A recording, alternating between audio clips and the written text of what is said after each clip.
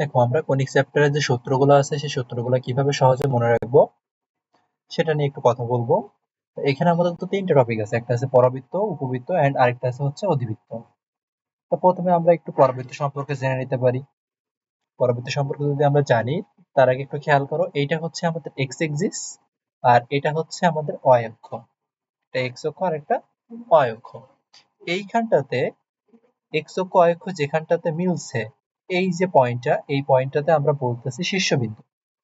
শীর্ষবিন্দুকে আমরা এ দ্বারা প্রকাশ করব। এ সমান 0,0। এটা কি? এটা হচ্ছে আমার শীর্ষবিন্দু। এন্ড এইটাই হচ্ছে আমার পরাবৃত্তের কেন্দ্র, বা এখানে ফোকাস বলা হচ্ছে, বা যেটাকে আমরা কি বলি, উপকেন্দ্র। এটাকে বলা হয় উপকেন্দ্র। শীর্ষবিন্দু থেকে এই উপকেন্দ্রের দূরত্ব এইটুকু, এটাকে ধরা হয় এ, বা উপকেন্দ্র থেকে শীর্ষবিন্দুর দূরত্বটা হচ্ছে এ। তাহলে উপকেন্দ্রের স্থানাঙ্কটা কি হবে? উপকেন্দ্রের স্থানাঙ্ক কি হবে? এটা এক্স অক্ষের উপর অবস্থিত, তার মানে কি ওয়াই এর মান 0, তাহলে উপকেন্দ্রের স্থানাঙ্ক হবে a, 0। আবারও বলি, উপকেন্দ্র থেকে শীর্ষবিন্দুর স্থানাঙ্ক হচ্ছে a, এটা তো মনে রাখতে হবে। উপকেন্দ্র থেকে শীর্ষবিন্দুর স্থানাঙ্ক হচ্ছে a, এইটুকু হচ্ছে আমার a যদি হয়, তাহলে উপকেন্দ্রের স্থানাঙ্ক হচ্ছে a, 0। উপকেন্দ্র থেকে ঠিক যতটুকু দূরত্ব পর্যন্ত আমার শীর্ষবিন্দু হচ্ছে, ঠিক সেম পরিমাণে দূরত্ব নিয়ে আমার এই দিকে আসে এই অক্ষের সমান্তরাল যে রেখাটা, এইটাই হচ্ছে আমার নিয়ামক রেখা। তাহলে এই কালারটা বা এই যে রেখাটা, এই রেখাটাই কি হবে? আমার নিয়ামক রেখা। তাহলে কি বললাম? যে উপকেন্দ্র থেকে শুরু করে শীর্ষবিন্দু পর্যন্ত যে দূরত্ব, এই দূরত্বটুকু আর এই দূরত্বটুকু সেম, মানে শীর্ষবিন্দু থেকে সেম পরিমাণে দূরত্ব নিয়ে আমার নিয়ামক রেখা আঁকা হয়েছে অক্ষের সমান্তরাল করে। তো এখান থেকে আমার আরেকটা জিনিস আসতে পারে, সেটা হচ্ছে এই যে নিয়ামকের পাদবিন্দুর স্থানাঙ্ক। এই নিয়ামকের পাদবিন্দুর স্থানাঙ্ক কি হবে? এটা যেহেতু ওয়াই অক্ষ, ওয়াই এর নেগেটিভ নেগেটিভ দিকে আছে, এটা এক্স এর নেগেটিভ দিকে আছে। এটা ওয়াই অক্ষ, এটা এক্স অক্ষ, তাহলে এক্স এর পজিটিভ দিকে আছে হচ্ছে এই পাশে, আর এটা এক্স এর নেগেটিভ। এক্স এর নেগেটিভ দিকে যেহেতু, সেজন্য আমরা এটুকু কি বলবো? এটুকু হচ্ছে আমরা মাইনাস এ, যদিও দূরত্বটা এ, দূরত্বের ক্ষেত্রে এ, কিন্তু নেগেটিভ দিকে আছে বলতে আমরা এটাকে বলবো জেড মাইনাস এ কমা 0। এটাই হচ্ছে নিয়ামকের পাদবিন্দু।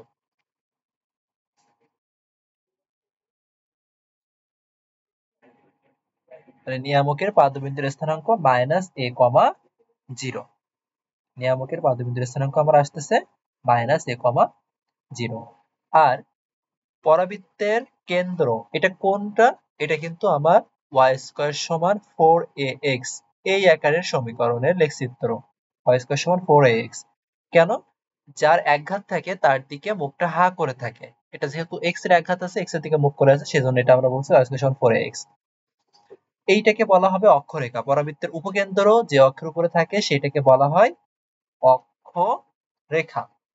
তো এই অক্ষরেখার সমীকরণ কি হবে? অক্ষরেখার সমীকরণ কি হবে? y ইকুয়াল 0 না? দেখো x অক্ষের উপরে তো তোমার y এর কোনো মান পাবা না, মানে অক্ষরেখার সমীকরণ তুমি পাচ্ছ এখান থেকে y ইকুয়াল টু 0। অক্ষরেখার সমীকরণ পাচ্ছি আমরা y ইকুয়াল টু 0। আচ্ছা, আরেকটা জিনিস, এইখান থেকে তোমার নিয়ামক রেখার সমীকরণ বের করতে বলতে পারে। আচ্ছা, তারপরে এখানে দেখো, শীর্ষবিন্দু থেকে শীর্ষবিন্দুতে যদি একটা লম্ব টানা হয়, সেটা কি y অক্ষের উপরে আসতেছে না? তাহলে এখানে যদি বলা হয় y অক্ষের সমীকরণ কি হবে? তো y অক্ষের সমীকরণ সাধারণত বের করতে বলে না, যদি বলে তখন আমরা কি বলবো? x equal 0। এখন যেটা আমার দরকার সেটা হচ্ছে এই যে নিয়ামক রেখা বললাম, এই নিয়ামকের যদি সমীকরণ বের করতে বলে, নিয়ামকের সমীকরণ। তো দেখো, এটা বের করা কিন্তু খুবই সিম্পল। আমরা যদি সরলরেখা চ্যাপ্টারটা পড়ে থাকি, সরলরেখা চ্যাপ্টারে কি জানি? অক্ষের সমান্তরাল সরলরেখা এর সমীকরণ, অক্ষের সমান্তরাল সরলরেখা। তা অক্ষের সমান্তরাল সরলরেখার সমীকরণ কি? x ইকুয়াল a না? x ইকুয়াল টু a, তাই এটা x এর তো নেগেটিভ দিকে আছে, কত মান? মাইনাস a না? এখান থেকে কতটুকু দূরত্ব? মাইনাস a, তাহলে x সমান এখানে মাইনাস a, তার মানে আলটিমেটলি আমি এখান থেকে বলতে পারি x প্লাস a ইকুয়াল 0। এটা হচ্ছে নিয়ামক রেখার সমীকরণ। এটা হচ্ছে নিয়ামক রেখার সমীকরণ। কোনটা? এইটা। আর এই জায়গাটাতে এইটা কি? এটা হচ্ছে আমার শীর্ষবিন্দুতে অঙ্কিত স্পর্শক বলা যায় না এটা? এই পরাবৃত্তের শীর্ষবিন্দুতে অঙ্কিত স্পর্শক তো বলা যায় এটা। তাহলে আমি এইখানে এই ভাষাটা এভাবেও লিখতে পারি, শীর্ষবিন্দুতে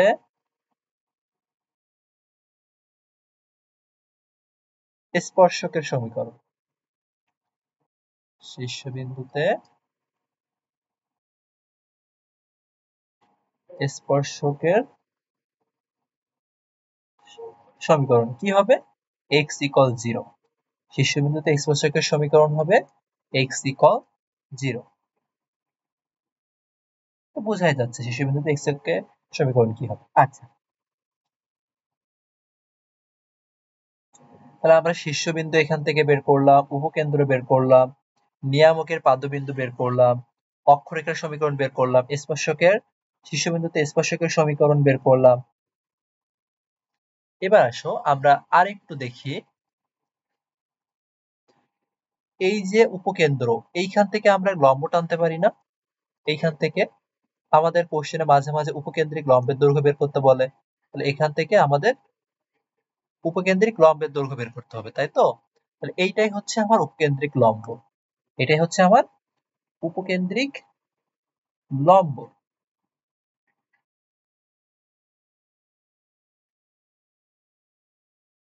এই উপকেন্দ্রিক লম্বের সমীকরণ বের করতে বলতে পারে। দেখো, কেননা এইটা তো উপকেন্দ্রিক লম্ব, তাহলে এইটার সমীকরণ কি হবে? উপকেন্দ্রিক লম্বের সমীকরণ। দেখো, এটা কি সে অক্ষের সমান্তরাল সরলরেখা না? এইটা হচ্ছে অক্ষ, তার সমান্তরাল সরলরেখা এটা।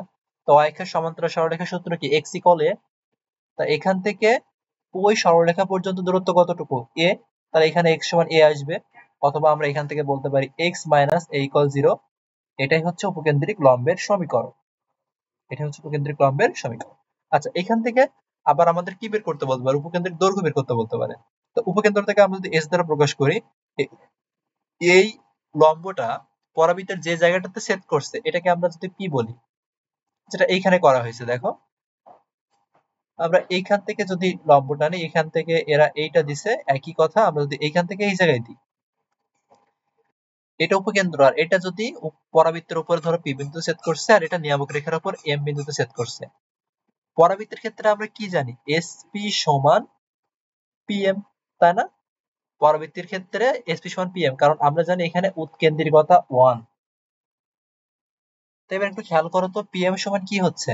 একটু খেয়াল করো, PM = কি হচ্ছে? P থেকে এই এই P থেকে এই পর্যন্ত দূরত্ব, আর P থেকে এই S থেকে এই পর্যন্ত দূরত্ব একই কথা না? এইটুকু যে দূরত্ব, এইটুকু সেই দূরত্ব। তাহলে এতটুকু ইয়ে, তার মানে এতটুকু ইয়ে, আবার এতটুকু যা, এতটুকু তাই। তার মানে PM = কি বলা যায়?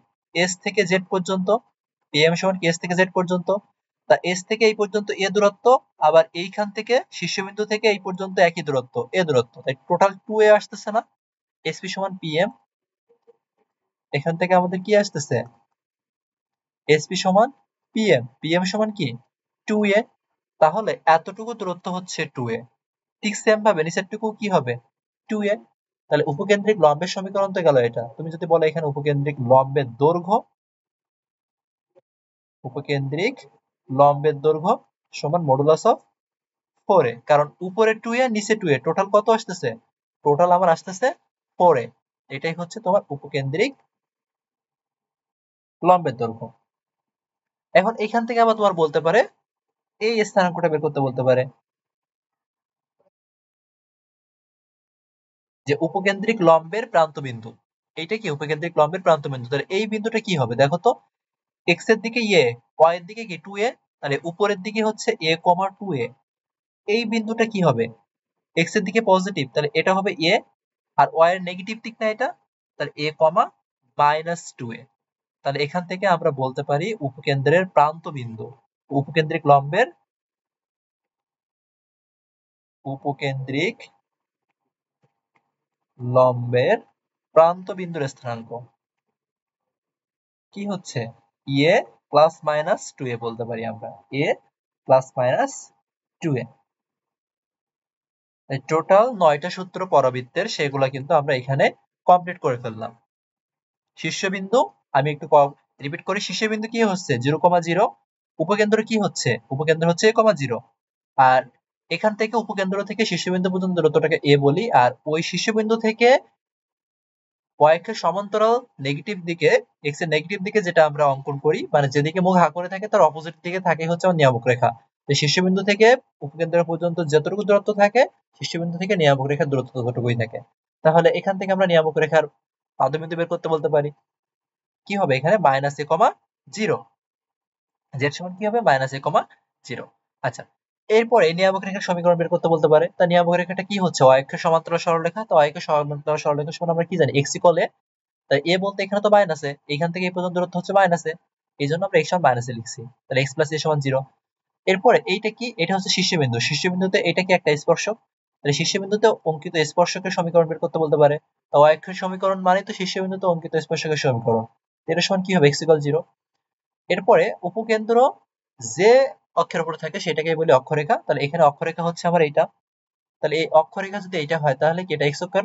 তাহলে x অক্ষের সমীকরণ কি? y = 0। এটা। তারপর আমার উপকেন্দ্র গেল, উপকেন্দ্রিক লম্ব বের করতে বলতে পারে। উপকেন্দ্রিক লম্বের সমীকরণ কি হবে? y এর সমান্তরাল সরলরেখা। তাহলে y এর সমান্তরাল সরলরেখা ওইখান থেকে ওই রেখা পর্যন্ত দূরত্ব হচ্ছে a। এই y অক্ষ থেকে এই পর্যন্ত দূরত্ব হচ্ছে a, সেজন্য আমরা x = a লিখছি। যদি বলে এখানে উপকেন্দ্রিক লম্বের দৈর্ঘ্য কত হবে, তা আমরা হিসাব করব কিভাবে? SP = PM আমরা জানি। যদি এখান থেকে বোঝা যাচ্ছে না, কিন্তু এটা হয়, কিন্তু SP = PM হয়। তাহলে PM সমান কি? PM সমান হচ্ছে 2a। PM সমান 2a, তার মানে কি SP সমান 2a। SP সমান যদি 2 হয়, নিচের টুকু 2a, তাই টোটাল 4a হচ্ছে আমার উপকেন্দ্রিক লম্বের দৈর্ঘ্য। এরপরে যদি উপকেন্দ্রিক লম্বের প্রান্ত বিন্দু বের করতে বলতে পারে, তাহলে এই বিন্দুটা কি হয়? এই দিকে হচ্ছে a পর্যন্ত আর উপরের দিকে 2a পর্যন্ত। তাহলে x এর স্থানাঙ্ক a, y এর স্থানাঙ্ক 2a। তাহলে a, 2a, নিচের দিকেও আসলে একই কথা, a - 2a। তো এই হচ্ছে টোটাল পরাবৃত্তের 9টা সূত্র।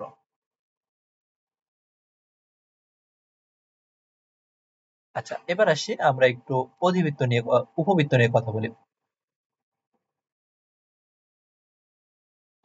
উপবৃত্তটা ভালোভাবে শিখলে অধিবৃত্ত নিয়ে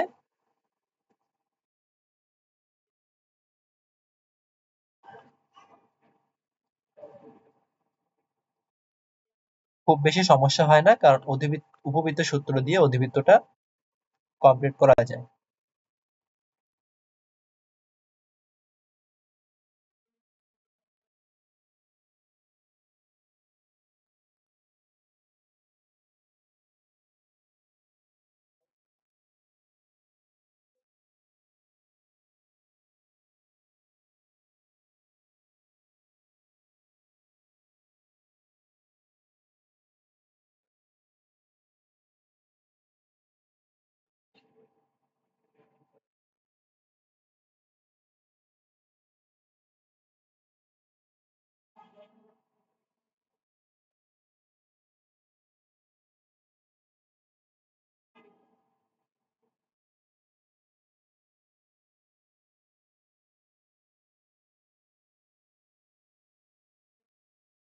এবার আমরা একটু উপবৃত্তের সমীকরণগুলোর দিকে একটু খেয়াল করি। আচ্ছা, তার আগে উপবৃত্ত কখন হয়? যখন উৎকেন্দ্রিকতা 1-এর থেকে কম হয় তখনই তো সেটাকে আমরা উপবৃত্ত বলি, তাই না? তখনই সেটাকে আমরা উপবৃত্ত বলি। তা উপবৃত্তের এখানে কিন্তু নেগেটিভ হয় না। তা এখানে আমরা সাধারণত x² by a² plus y² by b² এটা সমান 1, এই জায়গায় আমরা এটাকে বড় ধরে নিচ্ছি। তাহলে এইটার উপবৃত্তের সমীকরণ হচ্ছে এটা। উপবৃত্তের সমীকরণ হচ্ছে এটা। আচ্ছা, এক উপবৃত্তের কি থাকে? আমার দুইটা উপকেন্দ্র থাকে, দুইটা ফোকাস থাকে, আর একটা শীর্ষবিন্দু থাকে। যে জায়গাটাতে এখানে সেট করছে এইটাই হচ্ছে আমার শীর্ষবিন্দু। এটাই হচ্ছে আমার শীর্ষবিন্দু, মানে দুইটা অক্ষ যেখানে সেট করে এটাকে আমরা বলি সাধারণত শীর্ষবিন্দু। তাহলে শীর্ষবিন্দু কি? শীর্ষবিন্দু হচ্ছে আমার 0,0। ধরে নাও এই হচ্ছে আমার একটা উপকেন্দ্র, আর এটা হচ্ছে আমার তৃতীয় আরেকটা উপকেন্দ্র। এটাকে আমরা এস ডট বলতে পারি, আর এটাকে আমরা এস বলতে পারি, অথবা তুমি চাইলে এটাকে এস আর এটাকে এস ডট, ইচ্ছা। এই হচ্ছে আমার দুইটা উপকেন্দ্র, এই হচ্ছে দুইটা উপকেন্দ্র। আর এই উপবৃত্তটা অক্ষগুলোকে যে জায়গাগুলোতে ছেদ করছে ওই জায়গাগুলোকে বলা হয় শীর্ষবিন্দু। তাহলে এইখানে একটা ছেদ করছে, এটা একটা পয়েন্ট, শীর্ষ এই কেন্দ্র থেকে মানে শীর্ষ কেন্দ্র থেকে, এটা উপবৃত্তের কেন্দ্র, মেইন কেন্দ্র, উপকেন্দ্র না কিন্তু উপবৃত্তের কেন্দ্র। এই উপবৃত্তের কেন্দ্র থেকে এই যে শীর্ষ পর্যন্ত এই যে দূরত্বটা, এই যে দূরত্বটা, এই দূরত্বটাকে বলা হয় এ। এইখান থেকে এইটুকু দূরত্বটাকে বলা হয় কি এ। তাহলে এই দূরত্বটুকু যদি আমি এ বলি, তাহলে এই শীর্ষবিন্দুর স্থানাঙ্ক কি হবে? a, 0। তাহলে এক্স অক্ষের উপরে যে শীর্ষবিন্দু সেটা হচ্ছে a, 0। নেগেটিভ দিকে তাহলে স্পর্শ করবে, এটা তাহলে কি হবে? -a, 0। তার মানে কি বুঝলাম? এইখানে যে a আসে, সে এটা হচ্ছে এক্স অক্ষের উপরে থাকতেছে যখন এটা। সেম ভাবে y অক্ষের উপরেও সেট করতেছে, তাহলে এটা কি হবে? 0, b। এটাকে আমরা বলতেছি কি 0, b। তাহলে এটা হবে 0, -b। 0, -b।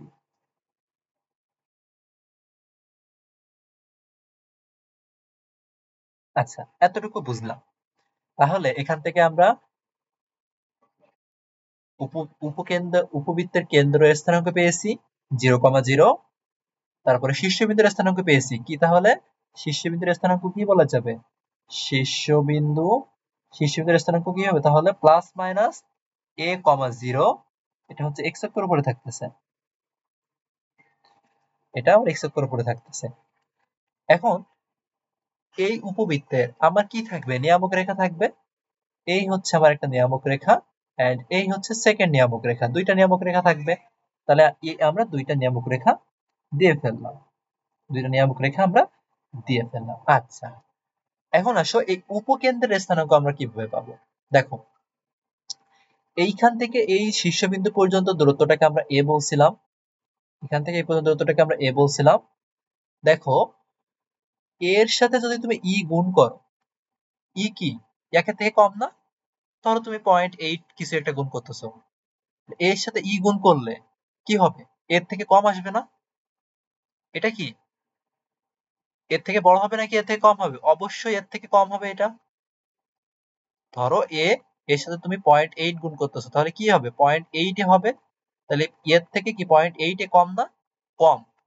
যেহেতু তুমি এর সাথে ই গুণ করলে কম পাচ্ছ, সেজন্য এই এইটা হবে তোমার, এইখান থেকে এই পর্যন্ত দূরত্ব হবে এই, মানে উপকেন্দ্রের স্থানাঙ্ক হবে এই, 0। যেহেতু কম আসতেছে এই, 0।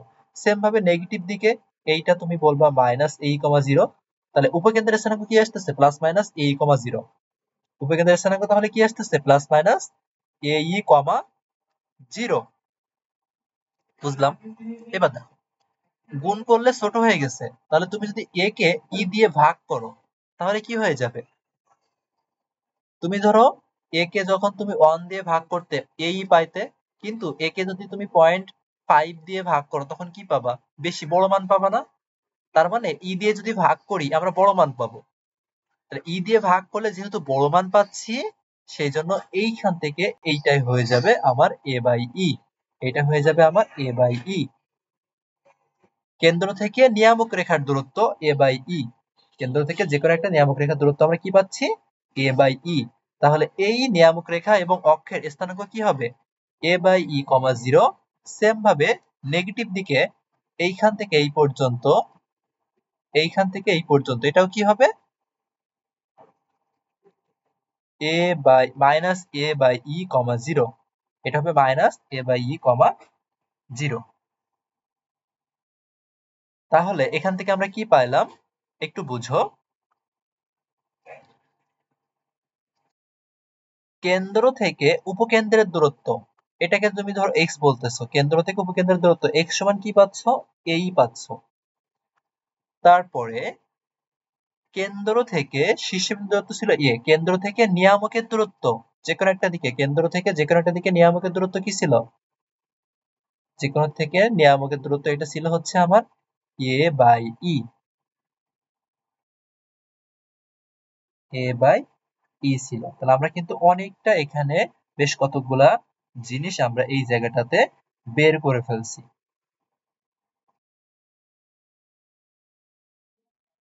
এখন আমরা একটু উপবৃত্তের সূত্রগুলো মনে করি।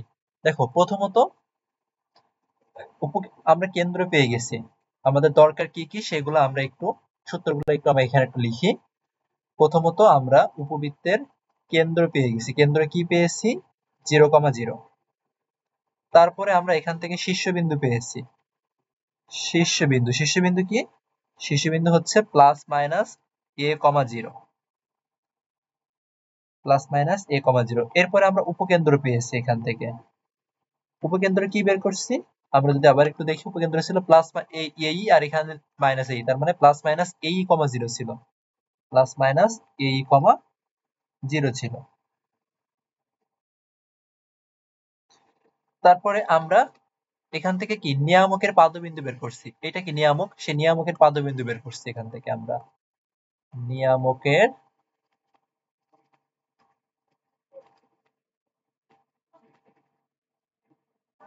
পাদবিন্দু কি হবে? Plus minus a/e,0, plus minus a/e,0। এবার আসো, আমরা তাহলে অনেকগুলো পাদবিন্দু বের করে ফেলেছি না? এখন আসো, এই যে মেইন যে অক্ষটা, বড় যে অক্ষটা, এইটাকে বলা হয় বৃহৎ অক্ষ, আর এই যে ছোট এইটুকুকে বলা হয় ক্ষুদ্র অক্ষ। তো একটু যদি দেখো, এইখান থেকে এই পর্যন্ত এইটাই কি আমার বৃহৎ অক্ষ না? তাহলে এই কেন্দ্র থেকে শীর্ষবিন্দু পর্যন্ত, ডান দিকে শীর্ষবিন্দু পর্যন্ত দূরত্ব হচ্ছে a, কেন্দ্র থেকে বাম দিকে শীর্ষবিন্দু পর্যন্ত দূরত্ব হচ্ছে a। তাই টোটাল এই দুই শীর্ষবিন্দুর মধ্যবর্তী দূরত্বটাই কি বৃহৎ অক্ষ। তাহলে বৃহৎ অক্ষের দৈর্ঘ্য কি হচ্ছে এক্ষেত্রে? 2a হচ্ছে। ক্ষুদ্র অক্ষ তাহলে কি হবে? অক্ষের উপরে যে দুইটা শীর্ষবিন্দু থাকতেছে তাদের মধ্যবর্তী দূরত্ব 2b। তাহলে বৃহৎ অক্ষের দৈর্ঘ্য আসতেছে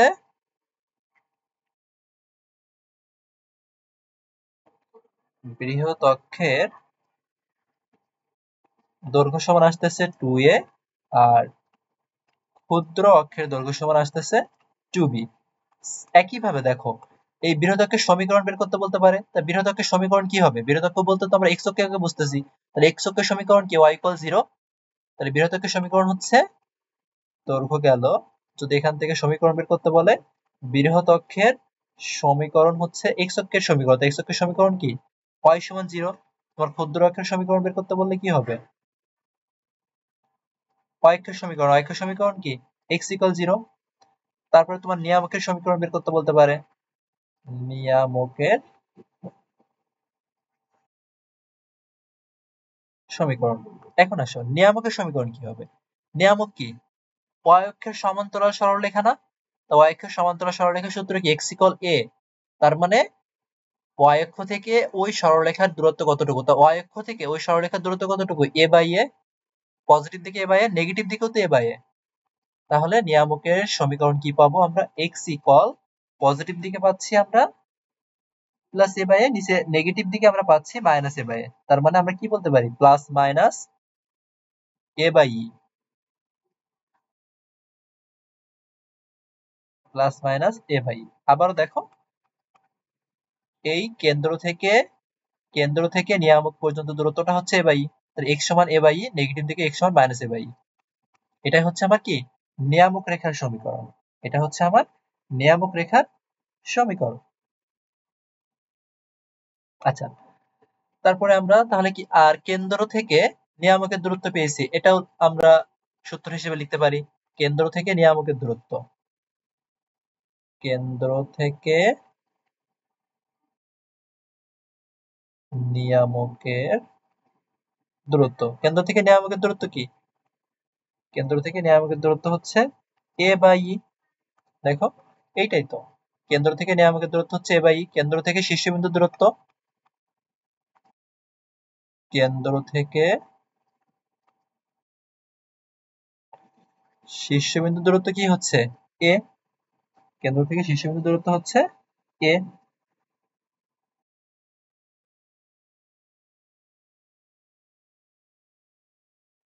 তারপরে তোমার বলতে পারে এই কেন্দ্র থেকে উপকেন্দ্রের দূরত্ব,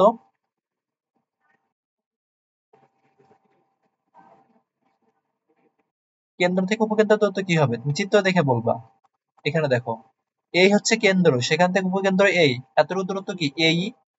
তাহলে কেন্দ্র থেকে উপকেন্দ্রের দূরত্ব হচ্ছে এই। দূরত্ব বলতে গেলে তো পজিটিভ নেগেটিভ হয় না। তাহলে এই, এটাই হচ্ছে আমার কেন্দ্র থেকে উপকেন্দ্রের দূরত্ব। তারপরে তোমার যদি বলে উপকেন্দ্রদ্বয়ের মধ্যবর্তী দূরত্ব, উপকেন্দ্রদ্বয়ের মধ্যবর্তী দূরত্ব, দেখো এই এস একটা উপকেন্দ্র, এস ডট আরেকটা উপকেন্দ্র, এই দুইটা উপকেন্দ্রের মধ্যবর্তী দূরত্ব বের করতে বলতেছে। তাহলে এই এস থেকে এই এস ডট পর্যন্ত দূরত্ব কি হবে? দেখো এতটুকু হচ্ছে এই, আবার এতটুকু হচ্ছে এই, তাই 2 এই না? তাহলে উপকেন্দ্রদ্বয়ের মধ্যবর্তী দূরত্ব আমরা কি বলবো এখানে? 2 এই। উপকেন্দ্রদ্বয়ের মধ্যবর্তী দূরত্ব হচ্ছে 2 এই। তারপরে তোমার আবার বলতে পারে নিয়ামক দ্বয়ের মধ্যবর্তী দূরত্ব,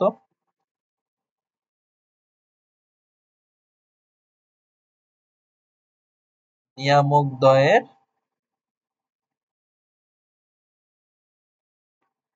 মধ্যবর্তী দূরত্ব। তা নিয়ামক দ্বয়ের মধ্যবর্তী দূরত্ব কি হবে?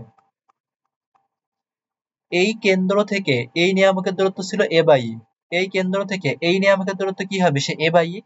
তার মানে কি আসতেছে? 2a/e। নিয়ামক দ্বয়ের মধ্যে দূরত্ব কি আসতেছে? 2a/e, 2a/e। এবার আসো,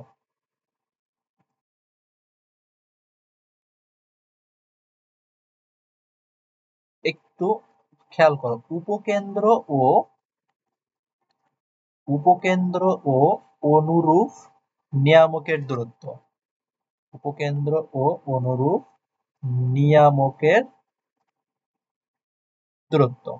তো দেখো, এই হচ্ছে তোমার উপকেন্দ্র, যে পাশে উপকেন্দ্র থাকবে অনুরূপ বললে ঠিক তার সেই সাইডে নিয়ামক নিতে হবে। তাহলে এই উপকেন্দ্র এবং তার এই যে নিয়ামক, এই এদের মধ্যবর্তী দূরত্ব বের করতে হবে। তার মানে কতটুকু বের করতে হবে বুঝতে পারছো? এখান থেকে তোমার এইটুকু দূরত্ব বের করতে হবে। তাহলে এতটুকু দূরত্ব কি করে বের করব? কেন্দ্র থেকে এই পর্যন্ত দূরত্ব ছিল এ বাই ই, তার থেকে যদি আমরা এই বাদ দিই, এইখান থেকে এই পর্যন্ত দূরত্ব থেকে, এইখান থেকে যে এই পর্যন্ত দূরত্ব যা ছিল তার থেকে যদি আমি এতটুকু বাদ দিই, তাহলে কি আমি এইটুকু পেয়ে যাব না? তাহলে এখান থেকে এই পর্যন্ত দূরত্ব ছিল এ বাই ই, সেখান থেকে আমরা এতটুকু বাদ দিলে আমরা কি পাবো? এ বাই ই মাইনাস এই।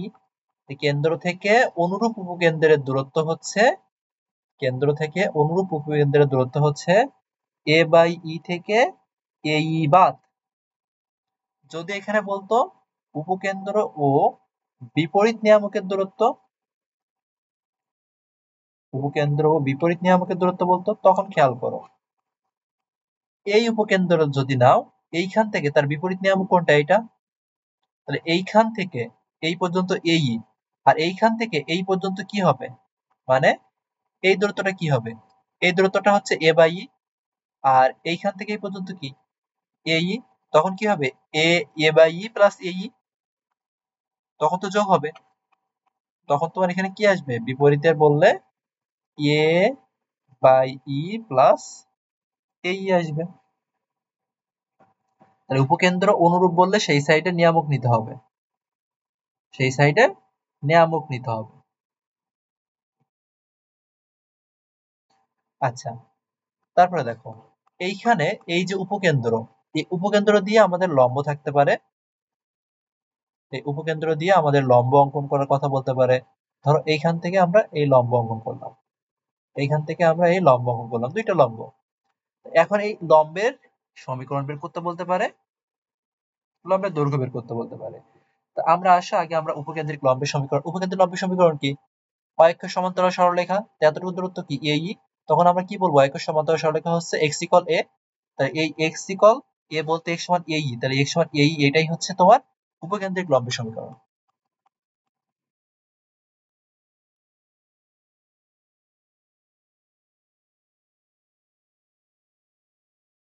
উপকেন্দ্রিক লম্বের সমীকরণ কি আসতেছে? x সমান প্লাস মাইনাস এই, যেহেতু পজিটিভ দিকেও ছিল নেগেটিভ দিকেও ছিল, পজিটিভ দিকেও ছিল নেগেটিভ দিকেও ছিল। আচ্ছা, এবার আসো, শীর্ষ হতে শীর্ষ হতে অনুরূপ শীর্ষ হতে অনুরূপ উপকেন্দ্রের দূরত্ব, তার মানে এইটুকু। শীর্ষ হতে অনুরূপ বলতে একই সাইডে, শীর্ষ হতে অনুরূপ উপকেন্দ্রের দূরত্ব এই পাশে যদি হিসেব করো, এই হচ্ছে শীর্ষবিন্দু, এখান থেকে অনুরূপ উপকেন্দ্রের দূরত্ব এতটুকু দূরত্ব। এই কেন্দ্র থেকে এই পর্যন্ত ছিল এ, সেখান থেকে যদি তুমি এই বাদ দাও তখন তুমি এইটুকু পাবা। তাহলে এখানে আমি কি নাম দিলাম, আমি এখানে একটু লিখি এই জায়গাগুলোতে, যে শীর্ষ হতে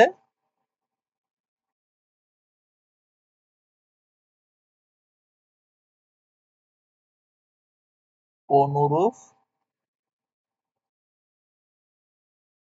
শীর্ষ হতে অনুরূপ উপকেন্দ্রের দূরত্ব, শীর্ষ হতে অনুরূপ উপকেন্দ্রের দূরত্ব।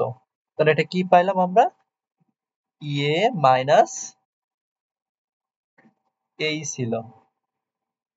যদি এখানে বলতো শীর্ষ হতে বিপরীত উপকেন্দ্রের দূরত্ব, দেখো হিসেব করো, এই হচ্ছে শীর্ষ, এইখান থেকে বিপরীত উপকেন্দ্র এইটা, তাহলে এই পর্যন্ত ছিল এ, আর এতটুকু কি এই, তখন যোগ করতে হতো, এ প্লাস এই আসতো, তখন এখানে আমরা কি পাইতাম, এ প্লাস এই পেতাম। শীর্ষ হতে অনুরূপ বললে একই সাইডে, বিপরীত বললে অপোজিট সাইডটা নিতে হবে। আচ্ছা, একইভাবে তোমাকে যদি বলতো এরকম, এই শীর্ষ হতে অনুরূপ নিয়ামকের দূরত্ব, তখন কি হতো, এতটুকু বের করতে হতো। এতটুকু কি করে বের করব, এই টোটাল এ বাই ই থেকে আমরা এ বাদ দিতাম, মানে এই টোটালটা থেকে যদি আমরা, এই হচ্ছে টোটাল, তার থেকে যদি আমরা এতটুকু বাদ দিই, মানে বুঝো, এতটুকু হচ্ছে আমার এ বাই ই, কেন্দ্র থেকে নিয়ামকের দূরত্ব, সেইখান থেকে যদি আমি এতটুকু বাদ দিই, এইটা সমান্তরাল আমি এখানে বলছি, এই এতটুকুই হচ্ছে তোমার শীর্ষ হতে নিয়ামকের দূরত্ব, অনুরূপ নিয়ামকের দূরত্ব। তখন কি হতো, এটা ছিল তোমার এ বাই ই, আর এটা ছিল এ, তাহলে এ বাই ই থেকে এ বাদ দিতে হতো, এ বাই ই থেকে এ বাদ দিতে হতো। তখন আমরা এখানে কি বললাম, এটা শীর্ষ হতে অনুরূপ নিয়ামকের দূরত্ব, শীর্ষ হতে অনুরূপ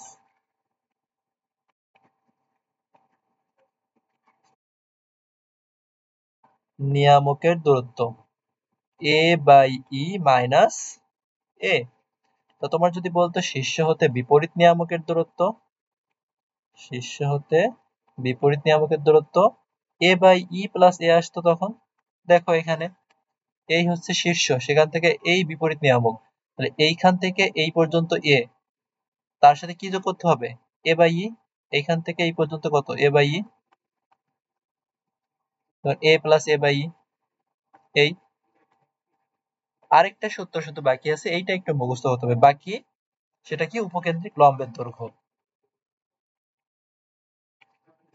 উপকেন্দ্রিক লম্বের দৈর্ঘ্য। উপকেন্দ্রিক লম্বের দৈর্ঘ্যটা এক্ষেত্রে কি হবে, সর্বদা মনে রাখবা বড়টা দিয়ে ভাগ করতে হবে, বড়টা দিয়ে ভাগ করতে হবে, এখানে যদি এ বড় হয় এ দিয়ে ভাগ করতে হবে, যদি বি বড় হয় বি দিয়ে ভাগ করতে হবে, এটা একটু মুখস্থ রাখবা। যেহেতু এ বড়, 2b² বাই উপরে স্কয়ার হবে নিচে সিঙ্গেল হবে, যেটা বড় সেটা দিয়ে ভাগ করতে হবে, যেটা বড় সেটা দিয়ে ভাগ করতে হবে। মেইন জিনিসটা তো ভুলে গেছি, সে উৎকেন্দ্রিকতা, উৎকেন্দ্রিকতা ই সমান কি হবে, √1 মাইনাস, যেহেতু ই এর মান 1 থেকে ছোট না, সেজন্য এখানে আমরা 1 মাইনাস লিখতে পারি, 1 মাইনাস বড়টা দিয়ে ভাগ, b² by a², b² by a²। Total 22টা সূত্র এখানে কিন্তু কমপ্লিট করে দিলাম, টোটাল 22টা সূত্র, এর মধ্যে একটাই শুধু মুখস্থ করবা বা দুইটা মুখস্থ করবা, এই শেষের দুইটা, বাকিগুলা চিত্র, এই চিত্রটা তুমি এখন মাথায় সেট করো, তাহলে একটা সূত্র মুখস্থ করতে হবে না। সূত্র মুখস্থ করে মনে রাখা কিন্তু একটু টাফ, একটু টাফ, এজন্য সূত্র মুখস্থ করে মনে রাখাটা একদমই উচিত হবে না।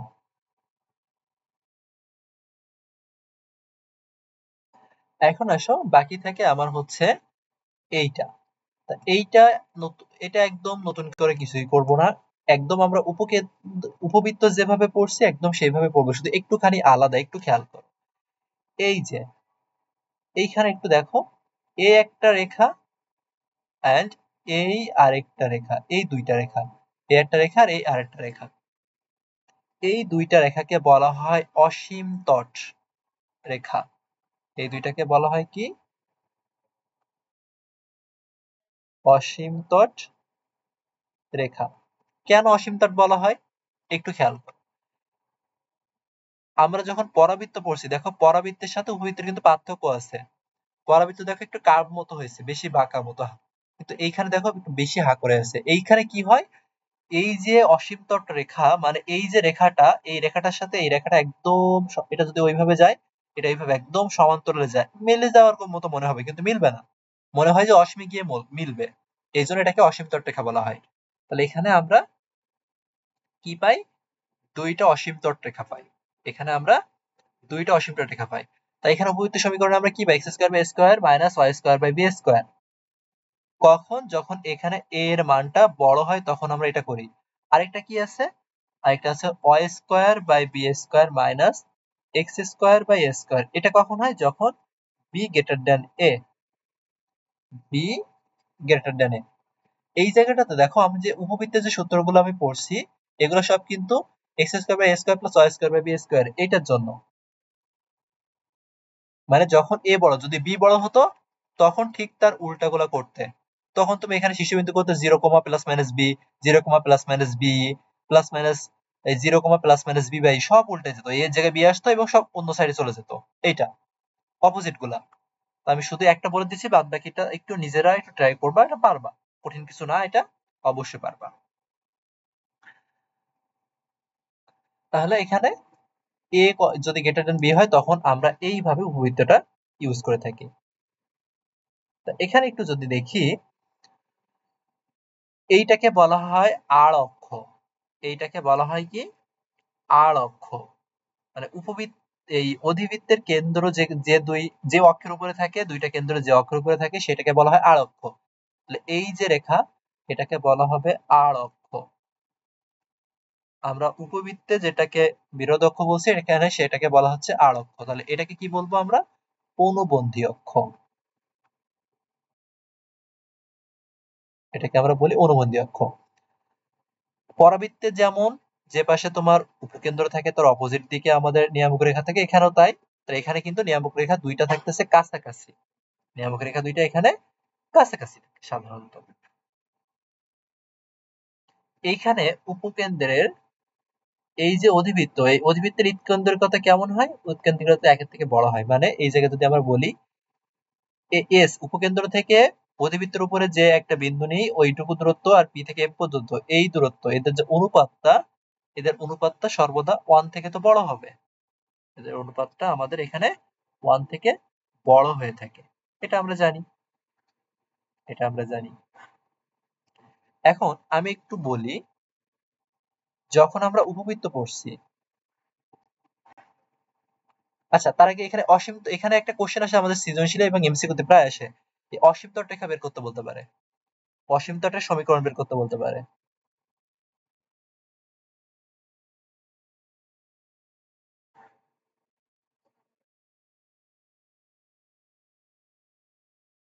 অসীম তট রেখার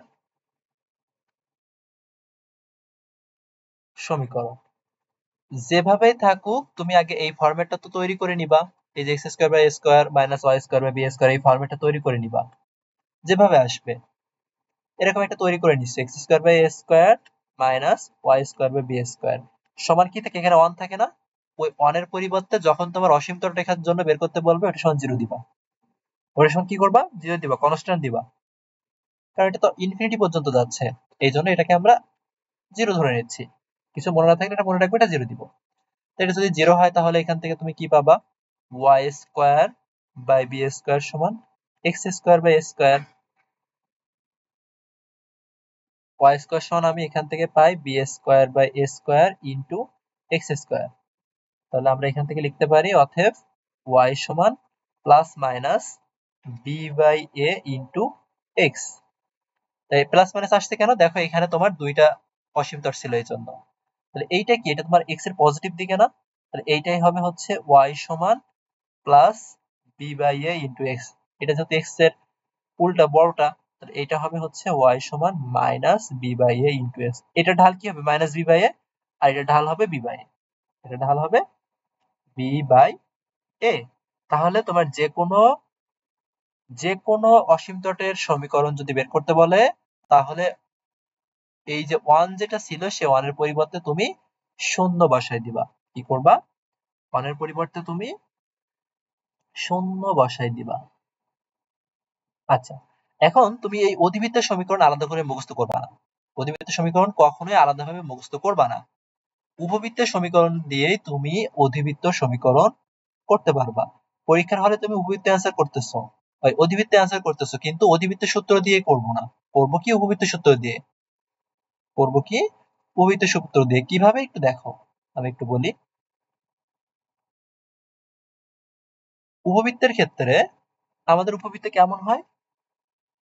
উপবৃত্ত আমার সমীকরণ হচ্ছে X square by A square plus Y square by B square, এটা সমান হচ্ছে 1। এইখানে আমার এ বি এর থেকে বড় হতে পারে, আবার বি এর থেকে বড় হতে পারে। এই দুইটা ঘটনা আমার এখানে ঘটতে পারে, তাই তো? দুইটা ঘটনা ঘটতে পারে।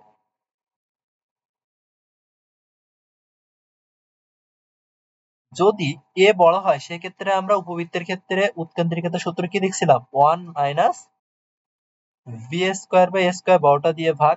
যদি তোমার এখানে এ এই বি বড় হয় সেই ক্ষেত্রে তুমি ওই উৎকেন্দ্রিকতার সূত্র কি পাবা? 1 minus A square by B square পাবা তখন।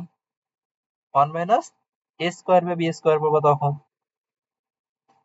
কিন্তু এটা যখন তোমার অধিবৃত্ত হবে, ভালো করে খেয়াল করে একটু,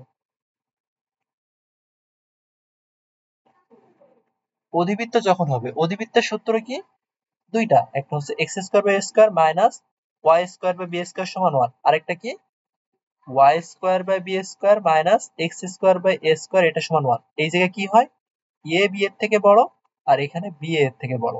যখন তোমার এ বি এর থেকে বড়, সেই ক্ষেত্রে তুমি এখানে উৎকেন্দ্রিকতার সূত্র কি পাও? এইখানে উৎকেন্দ্রিকতার সূত্র হবে প্লাস 1 প্লাস, এখানে কিন্তু প্লাস, বড়টা দিয়ে ভাগ, তাহলে B square by A square. এখানে কি পাবা? ই সমান 1 প্লাস, এখানে উল্টায় যাবে এ স্কোয়ার বাই বি স্কোয়ার। তো দেখো, এপাশে যখন এ বড় ছিল এর স্কোয়ার দিয়ে ভাগ করছি, এর স্কোয়ার দিয়ে। এখানেও যখন এ বড় এ স্কোয়ার দিয়ে ভাগ করছি। এখানে যখন বি বড় এখানে বি এর স্কোয়ার দিয়ে ভাগ করছি, এখানে বি এর স্কোয়ার দিয়ে ভাগ করছি। পার্থক্য হচ্ছে ওখানে আমার উপবৃত্তের উৎকেন্দ্রিকতা 1 থেকে ছোট ছিল সেজন্য মাইনাস, অধিবৃত্তের 1 থেকে বড় সেজন্য আমরা এখানে প্লাস দিব। সেজন্য আমরা এখানে প্লাস দিব। এটা মনে রাখা কিন্তু কঠিন কিছু না। এটা মনে রাখা কঠিন কিছু না। এখানে এইটাই হচ্ছে পার্থক্য। এটাই হচ্ছে পার্থক্য।